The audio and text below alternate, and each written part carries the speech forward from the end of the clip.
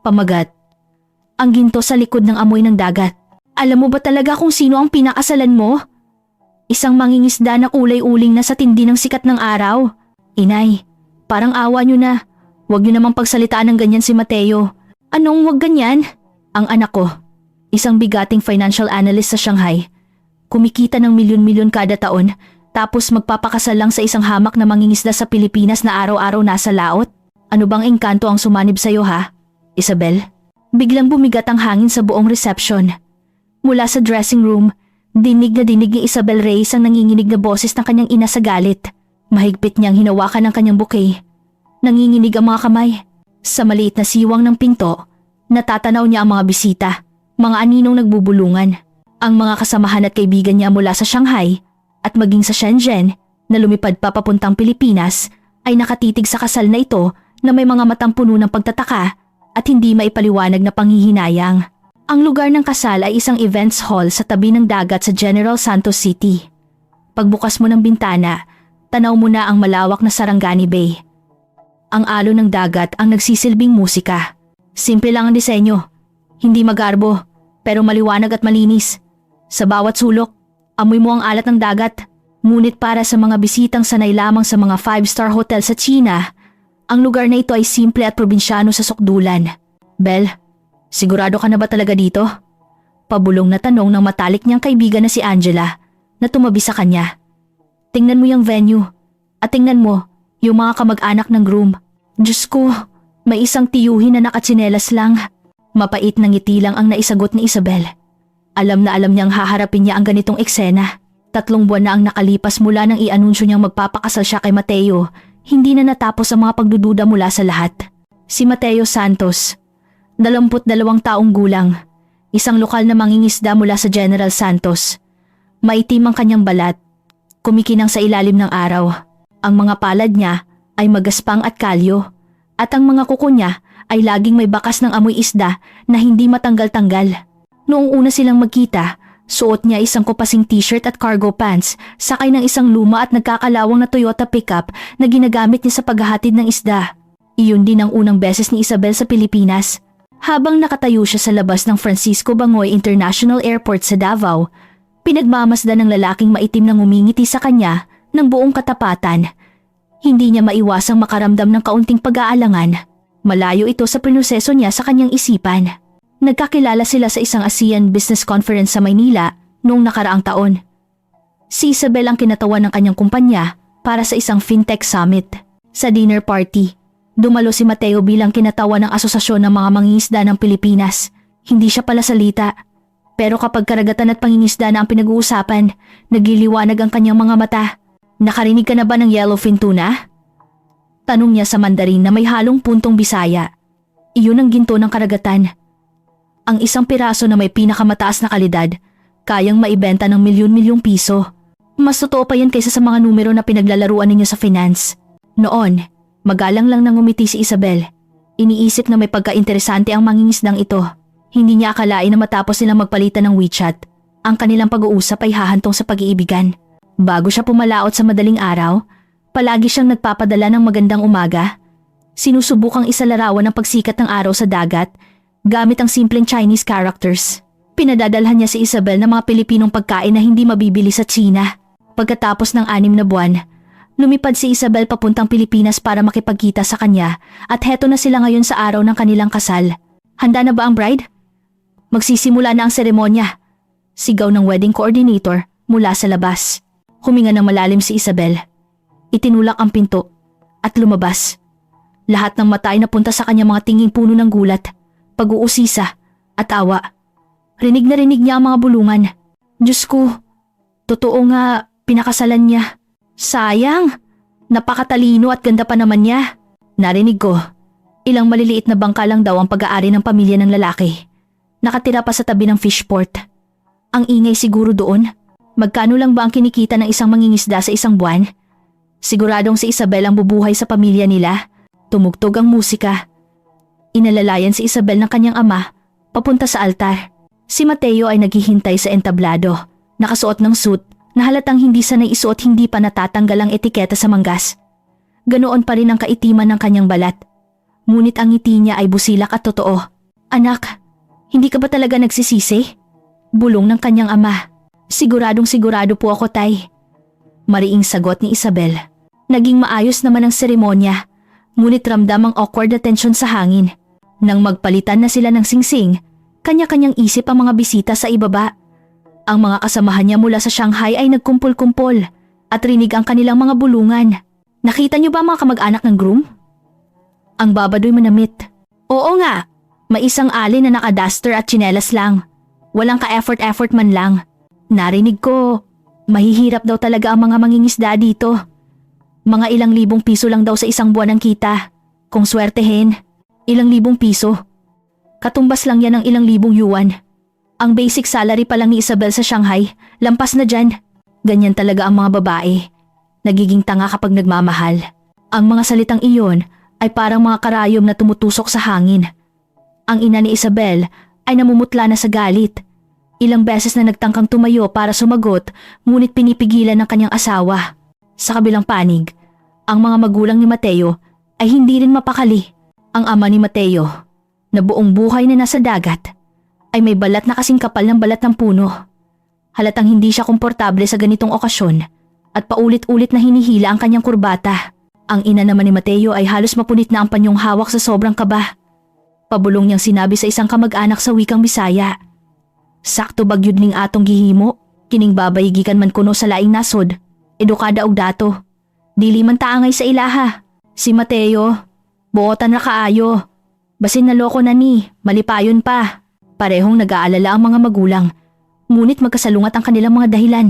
Ang oras ng pag-ikot sa mga lamesa para sa toast ay naging sukdulan ng pagkailang. Nang makarating sila sa lamesa ng mga kasamahan mula sa Shanghai, isang lalaking nagngangalang Marco ang nagtaas ng kanyang baso. May peking ngiti. Isabel, totoo ngang bumaba ang standards mo, pero ayos lang yan. Magaling ka naman. Siguradong kayang-kaya mong buhayin ang pamilya nyo. Agad na namula ang mukha ni Mateo hanggang leeg. Pero pinigilan niya ang sarili. At hinigpitan lang ang hawak sa kamay ni Isabel. Marco, huwag kang magsalita ng ganyan. Pilit nang umiti si Isabel. Bakit? Nagsisinungaling ba ako? Sabi ni Marco na medyo tinatamaan na ng alak. Tingnan mo tong lugar na to. Ang liit-liit. Noong nakaraang buwan, sa kasal ni Mr. Zhang ako pumunta. Sa Daban ginanap. Ang dekorasyon pa lang, mahigit 2 milyong piso na. Ito? Baka wala pang 500,000 piso. Sumingit din ang isang babaeng kasamahan. Narinig ko, walang SSS o kahit anong social security ang mga mangingisda dito. Paano na pagtanda nila? Isabel, pag-isipan mong mabuti. Malaki ang pressure sa'yo niyan. Oo nga. Sa atin sa Shanghai, kumpleto tayo sa benefits. May stock options pa. Ang kanilang mga salita ay tila puno ng pag-aalala para kay Isabel. Ngunit bawat isa ay may kasamang panunuya. Ang mga ugat sa kamay ni Mateo ay nagsisimula ng lumitaw. Naramdaman ni Isabel na malapit na siyang sumabog. Pinihit niya ang kamay nito at bumulong. Hayaan mo na sila. Ngunit nagpatuloy ang mga pangungutya. Pagkatapos sa lamesang iyon, lumipat sila sa lamesa ng kanyang mga kaibigan mula sa universidad. Nandoon si Christina at ang kanyang asawa. Si Christina ang tipo na laging nagpo-post ng mga luxury items sa social media. Isabel, congrats! Sabi ni Christina. Itinaas ang kanyang baso habang sinusuri si Mateo mula ulo hanggang paa. Pero ang choice mo, kakaiba talaga. Sa galing at ganda mo. Siguradong mahaba ang pila ng mga naniligaw sa'yo, di ba? Bakit? Siya ang napili mo. Hindi niya tinapos ang sasabihin, pero malinaw ang ibig sabihin. Ang asawa naman niya ay mas direkta. Tinapik niya ang balikat ni Mateo. Tol, ang swerte mo, nakakuha ka ng ganito kagaling na asawa. Kailangan mong magsumikap ha? Malaki siguro ang pressure no? Kasi ang asawa mo, high achiever. Ikaw, sa pangingisda, magkano kinikita mo sa isang taon? Maayos naman ang trabaho ng asawa ko. Malamig na sabi ni Isabel. Wala akong masamang ibig sabihin. Itinaas ng lalaki ang kamay. Nagkukunwaring inosente. Curious lang. Kasi kami sa Tsina, hindi namin masyadong alam ang industriya ng pangingisda sa Pilipinas. Ang alam ko lang, mahirap na trabaho pero maliit ang kita, tama ba? Sa wakas, hindi na nakatiis si Mateo. Nagsalita siya. Nanginginig ang boses. Okay naman. Sapat para sa pamilya. Ha? Sapat para sa pamilya. Ang simple. Malakas na tumawa ang lalaki.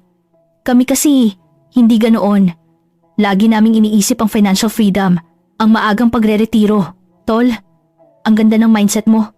Ang yabang sa kanyang boses ay halos umapaw na. Sa buong proseso ng pag-ikot sa mga lamesa, pakiramdam ni Isabel ay may mga tinik na nakatusok sa kanyang likod. Ang mga tingin, ang mga salita lahat ay nagsasabing, nagkamali ka ng pinakasalan, nagmura ka. Sa wakas, natapos ang reception. Pagkatapos ihatid ang huling bisita, halos bumagsak na si Isabel sa pagod. Humiga siya sa sofa ng maliit na apartment na inuupahan nila sa Jensen. Ito ang kanilang magiging unang tahanan. Simpleng-simple ang disenyo. Mga muebles na galing sa murang tindahan pero malinis at maayos. Umupo si Mateo sa tabi niya. Mabigat pa rin ang mukha. Sorry. Bigla niyang sabi. Bakit ka nagsusorry?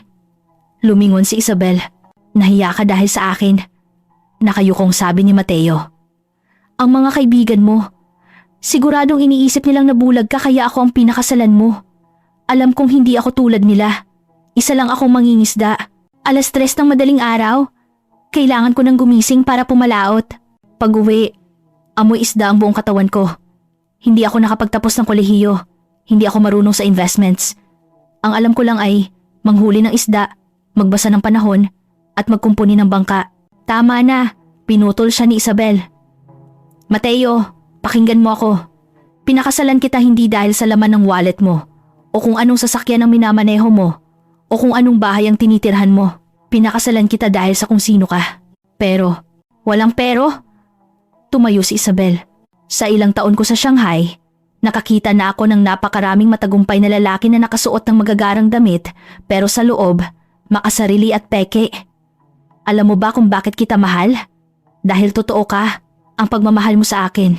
Galing sa puso, kapag nagkukuwento ka tungkol sa tuna, ang mga mata mo, sobrang liwanag, mas maliwanag pa kaysa sa mga taong nag-uusap tungkol sa milyon-milyong proyekto. Tumingala si Mateo, medyo namumula ang mga mata. At saka, biglang ngumiti si Isabel. Sino ang nagsabing ang mangingisda ay laging mahirap? Hindi mo pa pinapakita sa akin ang bank account mo ha? Asawa mo na ako ngayon. Hindi ba't dapat ibigay mo na sa akin ang lahat ng yaman mo? Biro lang sana iyon para pagaanin ang loob niya. Pero nang marinig iyon ni Mateo, lalong naging komplikado ang kanyang ekspresyon. Gusto mo talagang makita? Siyempre. Kailangan kong makita. Sabi ni Isabel na may mapaglarong ngiti. Wala akong pakialam kung gaano kakayaman. Pero bilang mag-asawa, dapat alam natin ang sitwasyon ng pananalapi natin. Nanahimik si Mateo ng ilang segundo. Tapos kinuha ang kanyang telepono mula sa bulsa. Binuksan niya ang kanyang banking app. Tinitigan ng screen na parang ilang beses na nag-ensayo sa isip bago ito iabot kay Isabel. Huwag kang magugulat ha. Halos pabulong niyang sabi. Kinuha ni Isabel ang telepono at basta na lang sinulyapan ng screen. Bigla siyang natigilan. Malinaw na nakasulat sa screen ang account balance. Ang sunod-sunod na numero ay halos nagpabagsak sa kanyang utak. 150 peson, 836,200.00. Napapikit dilat si Isabel. Akala niya namamalikmata lang siya. Inilapit pa niya ang telepono at binilang isa-isa ang mga numero. Tama nga. Mahigit 150 milyong piso. Ito, account mo to? Tumango si Mateo. Savings account ko lang yan. Sa time deposit, mayroon din, pero mas maliit. Siguro mga 50 milyon. Pakiramdam ni Isabel ay kailangan niyang umupo. Bumagsak siya pabalik sa sofa, nakatitig sa mga numero. Blanko ang isip, 100 at 50 milyong piso. Siya, bilang isang financial analyst sa Shanghai, ay mataas na ang sweldo. Kumikita ng halos 15 milyong piso kada taon. Kahit hindi siya gumastos ng kahit isang kusing, aabutin siya ng 10 taon para maipon ang halagang iyon. At si Mateo, ang lalaking tinawag na mahirap na mangingisda ng kanyang mga kaibigan, ay ganito pala kayaman. Bakit hindi mo sinabi sa akin? Nanginginig ang boses ni Isabel. Hindi ka naman nagtanong. Simpleng sagot ni Mateo. At saka, para sa akin, hindi naman mahalaga yan. Hindi ba't sinabi mong wala kang pakialam sa pera? Totoong wala akong pakialam. Halos mapasigaw si Isabel. Pero, sobra naman to. Paanong nangyaring ganito kakayaman? Nag-isip si Mateo at dahan-dahang nagpaliwanag. Ang totoo, ang industriya ng pangingisda sa Pilipinas, lalo na sa tuna, malaki talaga ang kita. Ang pamilya namin, nasa negosyo ng tuna. Mula Abril hanggang Hunyo ang peak season. Ang isang top grade na tuna, kayang i-auction ng 3 hanggang 5 milyong piso. Ngayong taon, sobrang swerte ko. Nakahuli ako ng isang napakalaki na ibenta ko ng halos 10 milyong piso. Isang isda? Pakiramdam ni Isabel ay binabasura ang lahat ng alam niya sa matematika. Oo, iyon ang presyo sa auction sa Fishport. Ang mga buyer galing pa sa Japan. Para sa kanila, hindi problema ang presyo basta maganda ang kalidad. Siyempre, hindi laging ganoon kalaki. Pero sa isang season, nakakahuli kami ng mga 10 o higit pa. Mabilis na nagkalkula si Isabel sa kanyang isip. Kahit sabihin na nating 3 milyon ang average bawat isa sa isang season, aabot iyon ng 30 milyong piso. Siyempre, ibabawas pa ang gasto sa krudo, sahod ng mga tauhan at buwis. Pero ang netong kita, aabot pa rin ng 10 hanggang 15 milyon sa isang season lang. Pero, yung mga kamag-anak mo noong kasal, hindi naman sila mukhang mayayaman. Hindi pa rin makapaniwala si Isabel. Napatawa si Mateo. Ganoon talaga kaming mga taga rito. Ayaw naming magpakitang gilas. Tingnan mo si tatay. Yung bangka niya, nagkakahalaga ng mahigit 100 milyong piso. Pero sa araw-araw, yun at yun lang ang mga luma niyang damit ang isinusuot. Yung sasakyan niya, halos mabulok na. Para sa amin, ang pera, kailangang ipunin. Ang dagat, hindi mo masasabi kung ano ang mangyayari. Kung malaki ang kita ngayon, hindi ibig sabihin ganoon din sa susunod na taon. Tuluyan ang natulala si Isabel. Yung tiyuhin na naka-duster, yung pinsan na nakatsinelas, lahat sila ay mga hidden millionaires. Bakit yung lumang Toyota pa rin ang gamit mo? Practical kasi. Matuwid na sabi ni Mateo. Pwede sa kargahan, matipid sa gasolina, at mura ang pyesa. Kung mag-Mercedes-Benz o BMW ako papuntang Fishport, pagtatawanan lang ako ng mga tao. Napahawak si Isabel sa kanyang noo. Hindi alam kung matatawa o maiiyak. Bigla niyang naalala ang mga kasamahan niya sa kasal, ang yabang nila, ang mapanlait nilang mga tingin. Ngayon, para silang mga payaso sa kanyang isipan. So, ibig mong sabihin, mas mayaman ka pa sa akin? Kung savings lang ang pag-uusapan, mukhang oo. Nahihiyang ngumiti si Mateo. Pero ikaw, stable ang trabaho mo. Kumpleto sa benefits, may retirement plan. Para sa akin, mas maaasahan yun. Kami, nakadepende lang sa panahon. Malaki ang risk. Biglang humalakhak si Isabel. Tawa siya ng tawa hanggang sa tumulo ang kanyang luha. Pinagtatawanan ko yung mga kaibigan ko, sabi ni Isabel habang pinupunasan ng mga luha. Akala nila, sila ang angat sa buhay. Sinasabi nilang pinakasalan ko ang isang hamak na mangingisda na hindi tayo bagay. Pero ang totoo, ang isang bank account mo lang, kayang-kaya ng bilhin ang lahat ng ipon nilang lahat. Tiningnan niya ulit ang mga numero. Parang panaginip pa rin. Sabi mo, mayroon ka pang 50 milyon sa time deposit? Oo, kung gayon, mahigit 200 milyon ang lahat ng yon? Mga ganoon nga. Kaswal na sabi ni Mateo, ipon ko yan sa loob ng 9 na taon. Mula noong 23 ako nagsimulang pumalaot. 9 na taon. Mahigit 200 milyon. Si Isabel, na namamahala ng bilyon-bilyong assets para sa mga kliyente sa Shanghai, na may taunang sahod na 15 milyon, ay natalo ng kanyang asawa isang mangingisda, na ang taunang kita ay halos 3 beses lang sa kanya. Mayroon akong kaibigan sa Shenzhen, bulong ni Isabel. Senior engineer sa isang malaking tech company. Ang suweldo niya, nasa 20 milyong piso kada taon. Siya na ang pinaka-successful sa batch namin. Pero ikaw, hindi naman laging ganito kalaki ang kita. Mabilis na paliwanag ni Mateo. May mga taon na maraming bagyo, mahina ang huli. Nitong mga nakaraang taon lang talaga tumaas ang presyo ng tuna dahil sa demand mula sa Japan. Biglang may naisip si Isabel. Aya pala simple lang ang kasal natin. Sabi kasi ni nanay, maging low-key lang daw. Pag-amin ni Mateo, ang kasal daw, para sa ating dalawa, hindi kailangan maging magarbo. Sa totoo lang, gusto ko sanang mag-book sa isang resort sa Samal, pero sabi ni nanay, sayang lang daw sa pera. Natawa si Isabel hanggang sa mapahampas siya sa sofa. Hindi pala dahil walang pera, kundi dahil hindi nila pinapahalagahan ang mga ganoong bagay. At ang mga kaibigan niya, sa kanilang makitid na pananaw, ay hinusgahan sila. Isang malaking katatawanan. At itong apartment na inuupahan natin? Tanong ni Isabel, habang inililibot ang tingin sa simple, ngunit maaliwalas na lugar. Pansamantala lang to, sabi ni Mateo. Bumili ako ng lupa sa isang subdivision. Pinapatayuan ko na ng bahay. Siguro, mga 6 na buwan pa, pwede na tayong lumipat. 3-story house, may maliit na garden at garahe. Bumili ka ng lupa at nagpatayo ng bahay? Lalong nagulat si Isabel. Oo, lupa at construction. Mga 20 milyon din. Mas mura ang lupa dito kumpara sa Maynila. Ang nabili ko, mga 500 square meters. Naalala ni Isabel ang apartment niya sa Shanghai. 90 square meters lang, pero nagkakahalaga na ng katumbas ng 20 milyong piso.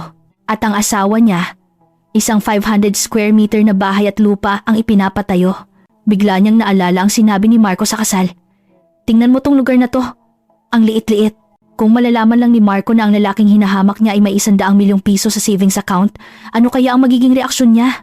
Kung malalaman lang ni Christina na ang BMW ng asawa niya ay wala pa sa kalingkingan ng ipon nitong hamak na mangingisda, baka himatayin siya. Kung malalaman lang ng ina niya ng lalaking kinatatakutan niya magpapahirap sa anak niya ay isang super millionaire, baka gusto niyang magtago sa ilalim ng lupa sa hiya.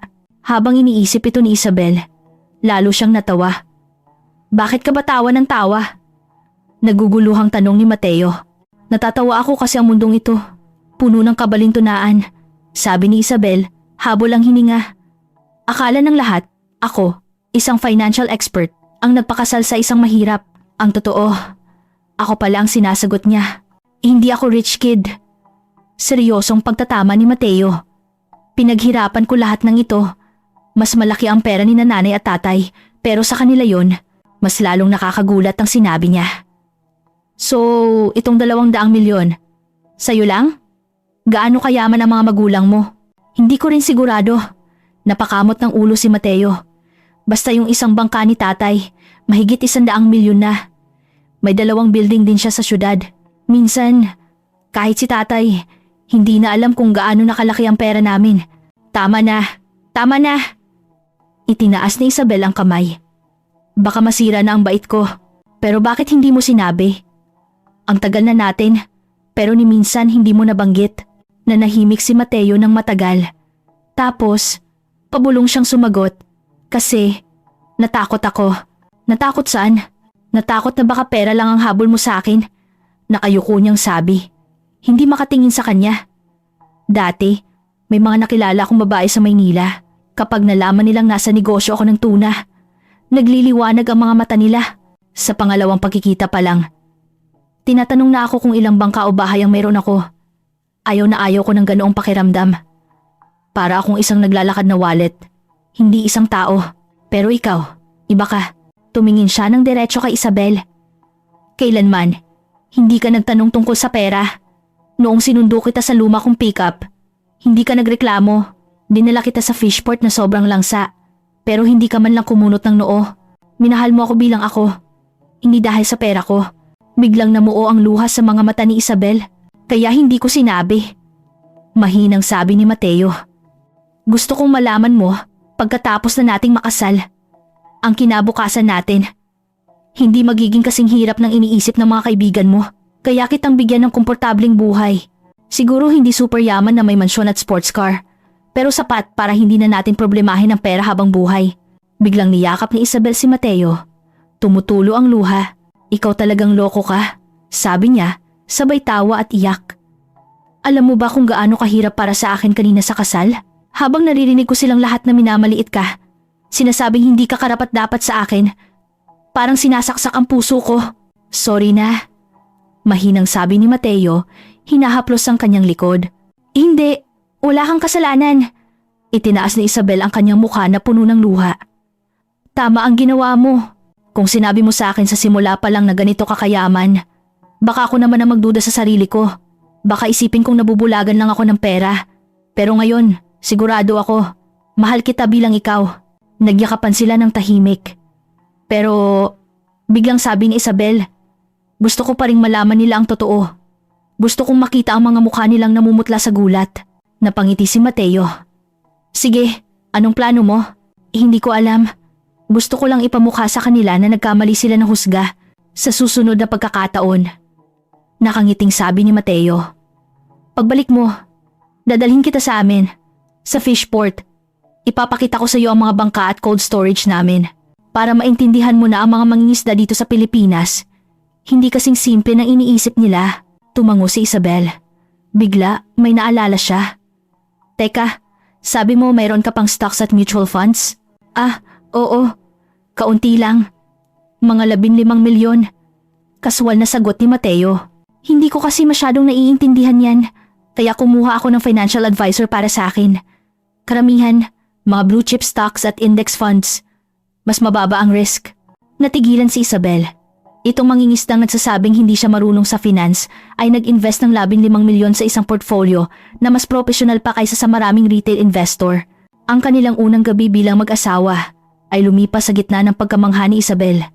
Nakahiga siya sa kama, hindi makatulog. Kinuha niya ang kanyang telepono at tinitigan ang screenshot ng bank account ni Mateo. Ang mga numero ay kumikinang sa dilim. Ilang beses niyang naisip na tawagan si Angela at isigaw. Alam mo ba kung gaano kayaman ang asawa ko? Pero pinigilan niya ang sarili. Maghihintay siya ng mas magandang pagkakataon. Kinabukasan, madaling araw, kailangan ng pumalaot ni Mateo. 3:00 ng umaga, dahan-dahan siyang bumangon para hindi magising si Isabel. Pero gising na pala si Isabel. Umupo siya. Sama ako. Ha? Sigurado ka? Gulat na tanong ni Mateo. Magpahinga ka na lang. Nakakapagod sa laot. Gusto kong makita kung paano ka magtrabaho. Mabilis na bumangon si Isabel. Asawa mo na ako ngayon. Kailangan kong maintindihan ang buhay mo. At ganoon nga ang nangyari. Nagmaneho sila papunta sa General Santos Fishport Complex. Ang hangin sa madaling araw ay malamig at tumatagos sa buto. Ang fishport ay buhay na puno ng mga bangkang naghahanda. Mga mangingisdang nagkakarga ng gamit. Dinala siya ni Mateo sa isang malaking bangka. Ito ang bangka namin. Ang diwata ng dagat. Espesyal para sa paghuli ng tuna. Tumingala si Isabel. Ang nakikita lang niya ay isang higanteng anino sa dilim na may mga ilaw na nagpapaliwanag sa paligid. May mga tripulanteng abala sa pag-aayos ng mga lubid at kagamitan. Boss Mateo, nandito ka na pala, sabi ng isang batang tripulante na tumalon mula sa bangka. Ito na ba si ma'am? Ang ganda naman. Oo, si Arnel. Nakangiting ipinakilala ni Mateo. Asawa ko, si Isabel. Good morning po, Ma'am Belle. Narinig ko po taga Shanghai kayo. Siguradong masaya doon. Hindi po ba kayo nababagot dito sa amin? Hindi naman. Gusto ko dito. Matamis na ngumiti si Isabel. Mabuti naman po. Aalis na po kami. Ma'am, gusto niyo po bang umakyat? Pero medyo maalon po, baka mahilo kayo. Walang pag-aalinlangang umakyat si Isabel. Namangha siya sa mga high-tech na kagamitan sa loob ng tulay ng kapitan, puno ng mga screen para sa GPS, sonar at navigation.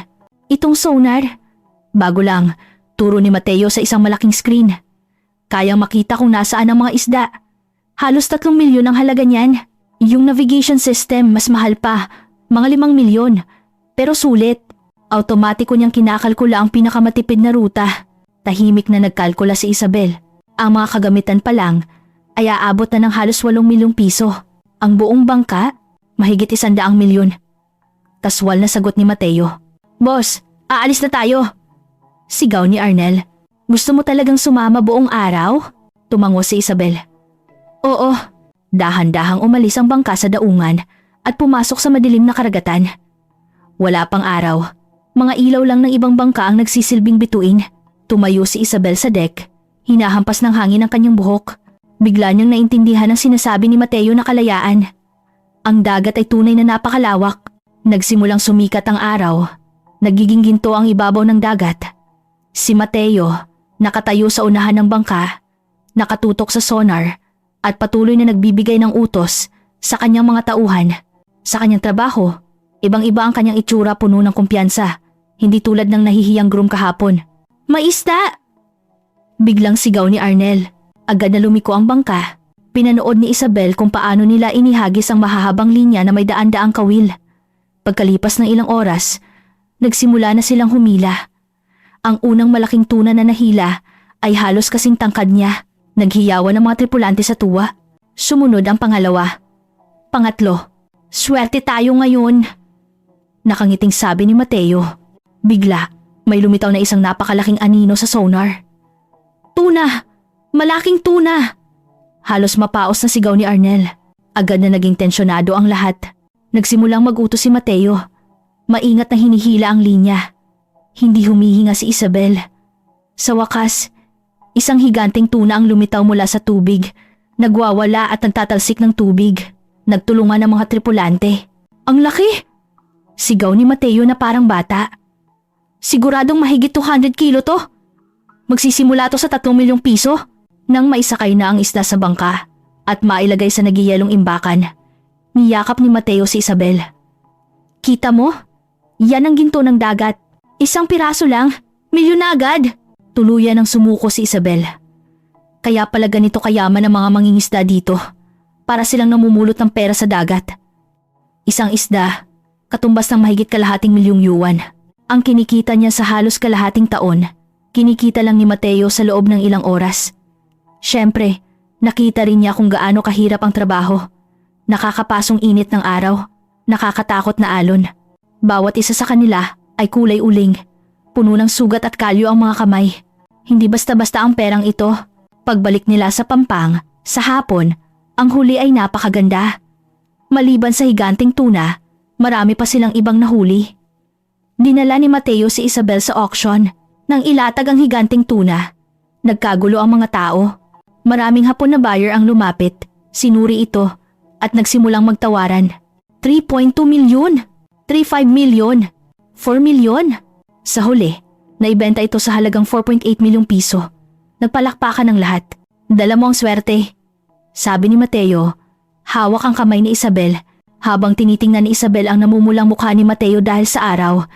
Nakaramdam siya ng matinding pagmamahal. Ang lalaking ito, sa pamamagitan ng sariling mga kamay, ay nakikipaglaban sa karagatan. Bawat sentimo ay tunay na pinaghirapan. Sa mga sumunod na araw, tuluyan ang naintindihan ni Isabel kung gaano kayaman ang maliit na fishing community na ito. Ang mga taong pinagtawanan sa kasal ay mga bigating negosyante pala. Ang tiyuhin na nakatsinelas ay may 3 malalaking bangka na pinapaupahan sa mga dayuhang kumpanya ang kita, 10-10 milyon kada taon. Ang ala na nakaduster. Ang asawa niya ay may-ari ng isang malaking bagsakan ng isda. May 2 kondo sa Maynila at malawak na lupain sa Jensan. Lahat sila. Simple lang manamit pero ang yaman ay hindi mo aakalain. Isang linggo ang lumipas. Nagdesisyon si Isabel na bumalik sa Shanghai para mag-resign. Hindi na siya babalik sa finance. Mananatili na siya sa Pilipinas para makasama si Mateo. Nang sabihin niya ang desisyon, sumabog ang group chat ng kanyang mga kaibigan at kasamahan. Nababaliw ka na ba? Sigaw ni Marco sa telepono. Ang ganda na ng posisyon mo sa kumpanya. Malapit ka nang ma-promote. Tapos aalis ka lang para sa mangingisdang yon? Oo, para sa asawa ko. Kalmadong sagot ni Isabel. Bel, mag-isip ka nga. Sabi ni Angela.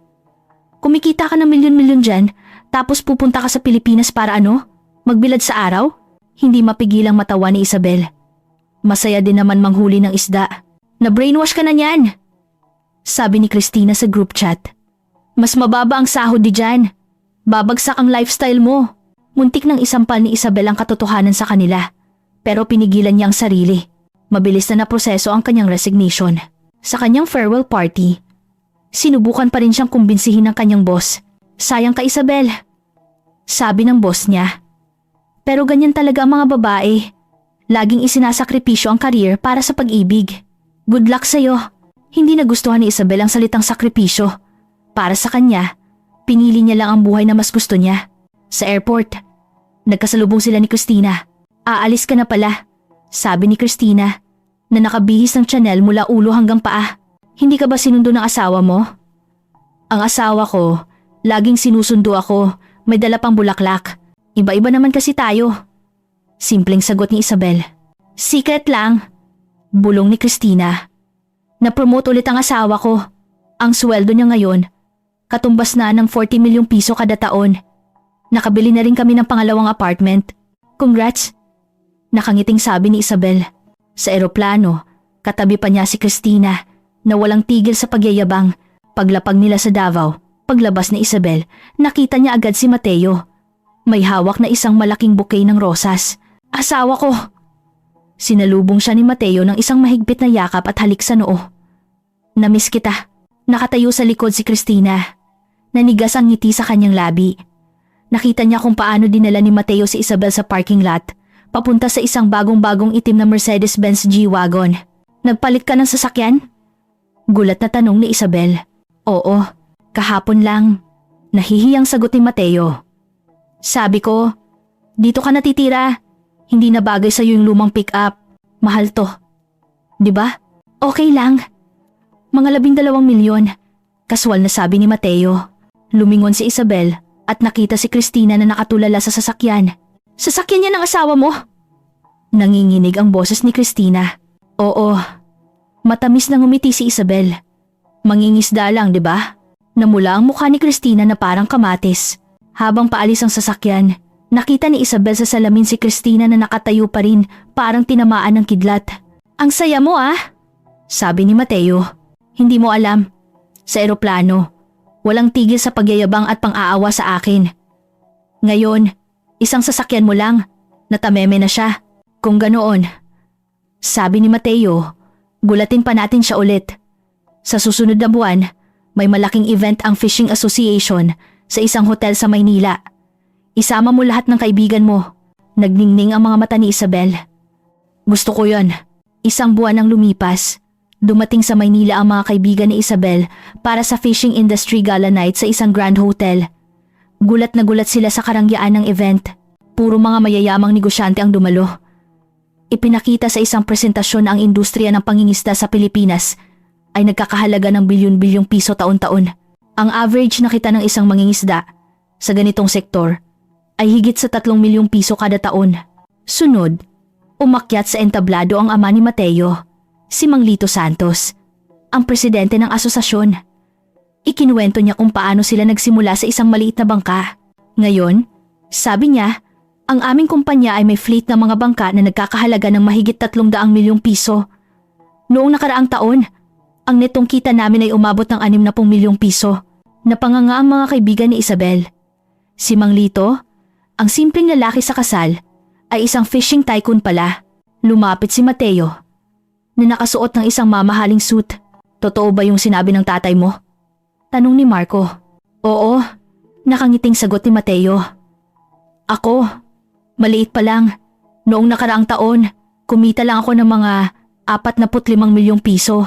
Katahimikan, 45 milyong piso. Ang suweldo ng asawa ni Christina na katumbas ng 40 milyon ay kita na ng buong taon, habang si Mateo ay net profit pa ito. Sa dinner, ipinakilala sila ni Mateo sa iba pang mga big boss ng industriya. Lahat sila, simple pero halatang mayayaman. Doon nila naintindihan kung gaano sila naging katawa-tawa sa araw ng kasal. Pagkatapos ng gabi, habang naglalakad sila sa labas ng hotel, tinanong ni Mateo si Isabel, "Masaya ka ba?" "Sobra," sagot ni Isabel. "Nakita mo ba ang mga mukha nila? Kaya wag mong intindihin ang sasabihin ng iba." Sabi ni Mateo, inakbayan siya. "Ang mahalaga, masaya tayo." Sumandal si Isabel sa kanyang balikat. Salamat. Salamat dahil ipinakita mo sa akin ang ibang klase ng buhay. Dati, akala ko ang tagumpay ay nasa malaking syudad lang, sa magagarang gamit. Ngayon, naintindihan ko na ang tunay na kaligayahan hindi nasusukat sa ganoon. Makalipas ang ilang buwan, nakatira na sila sa kanilang bagong bahay sa Jensan. Si Isabel na ang namamahala sa pananalapi ng kanilang lumalaking negosyo. Minsan, habang nakatayo siya sa balkonahe at nakatingin sa dagat, naaalala niya ang araw na nagdesisyon siyang pakasalan si Mateo. Wala siyang pinagsisihan dahil ang pinakasalan niya ay hindi lang pera, kundi isang taong tunay na nagmamahal sa kanya. Ang tunay na kaligayahan ay hindi kailanman kailangang ipatunay sa iba.